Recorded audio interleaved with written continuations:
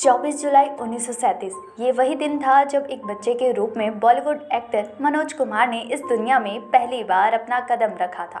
उनका जन्म पाकिस्तान के एबटाबाद शहर में हुआ था। इनका बचपन काफ़ी अच्छे से बीता। पाकिस्तान छोड़कर भारत में आकर बसने के बाद भी उनके परिवार को वही प्रेम और सम्मान मिला जैसे पड़ोसी मुल्क में मिला था।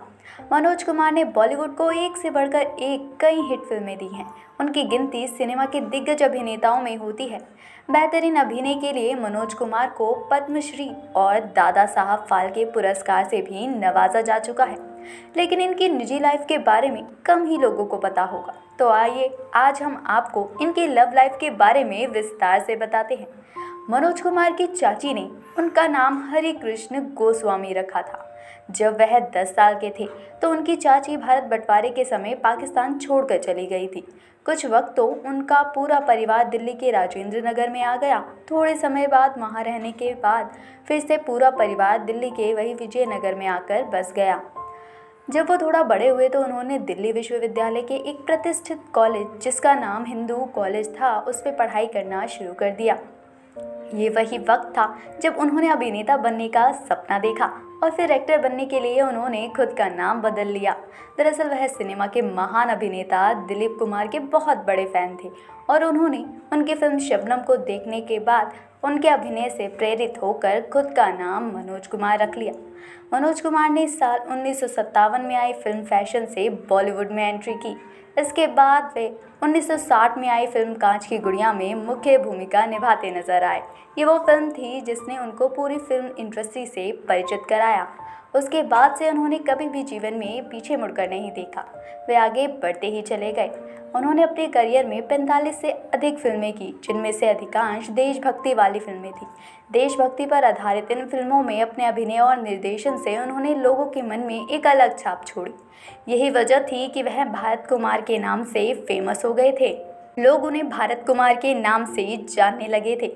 एक अभिनेता के रूप में उनकी विरासत को अगर गौर से देखें तो उन्हें इस साल 1992 में पद्मश्री से सम्मानित किया गया था। साल 2015 में उन्हें दादा साहब फाल्के पुरस्कार से भी नवाजा जा चुका है। साल 2013 में महान अभिनेता मनोज कुमार और उनकी पत्नी शशि गोस्वामी का दैनिक जागरण के साथ एक इंटरव्यू हुआ था। ये पहला मौका था जब उन्होंने अपनी प्रेम कहानी के बारे में खुलकर बात की थी। इंटरव्यूअर ने मनोज कुमार से उनकी पत्नी शशि के साथ हुई पहली मुलाकात के वक्त क्या कुछ हुआ था उस पर थोड़ा प्रकाश डालने को कहा। उसके बाद एक्टर मनोज कुमार ने अपनी प्रेम कहानी के बारे में तमाम बातों का खुलासा किया। मनोज ने बताया कि मैं पढ़ाई के लिए अपने एक दोस्त के घर पुरानी दिल्ली जाया करता था और उसी वक्त मैंने शशि को अपने जीवन में पहली बार देखा था। भगवान की कसम मैंने अपने पूरे जीवन में कभी किसी लड़की को बुरी नीयत के साथ नहीं देखा था, लेकिन शशि के अंदर एक अलग सा जादू था जो बार बार मेरी आंखों को खींचकर उसके चेहरे की तरफ ले जाता था। करीबन 1.5 साल तक हम दोनों एक दूसरे को दूर से ही निहारते रहे, क्योंकि उस वक्त हम दोनों में से किसी की भी हिम्मत नहीं पड़ रही थी कि एक दूसरे से कुछ बात कर सके। इंटरव्यू में इस दिग्गज अभिनेता ने खुलासा किया था कि हम अपने कुछ दोस्तों की मदद से शशि के साथ दिल्ली में एक चर्चित सिनेमाघर ऑडियंस सिनेमा में एक बार फिल्म देखने गए थे। उस मूवी का नाम उड़न खटोला था। उसने अपने दोस्तों के साथ फिल्म देखने के बाद हमने आगे चलकर और जल्दी मिलना शुरू कर दिया। उस वक्त मेरे घर वालों को भी हमारे रिश्ते से कोई एतराज़ नहीं था, जबकि शशि की माँ और उसके भाई इस रिश्ते के खिलाफ थे। आगे उन्होंने बात करते हुए कहा कि हम दोनों में से कोई भी पकड़ा ना जा सके, इसलिए मैं अपने स्कूल की छत और शशि अपने घर की छत पर खड़ी हुआ करती थी ताकि हम दोनों एक दूसरे को देख सके।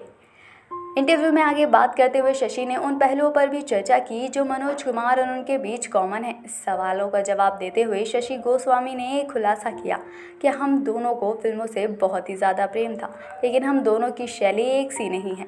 इंटरव्यू में आगे बात करते हुए उन्होंने कहा कि अगर सच कहूँ तो जब भी हम दोनों में से कोई भी एक टीवी की देख रहा होता तो दूसरा उसे आकर उसके सीरियल और फिल्म जो वो देख रहा है उसकी पसंद को लेकर चिढ़ाने लगता। हालांकि इसके बाद भी हम दोनों ही एक दूसरे की भावनाओं की कद्र करते। बजाय चैनल बदलने के उसकी खुशी के लिए हम साथ बैठकर उसी की पसंद की मूवी या सीरियल भी देखते। तो दोस्तों आज के लिए बस इतना ही।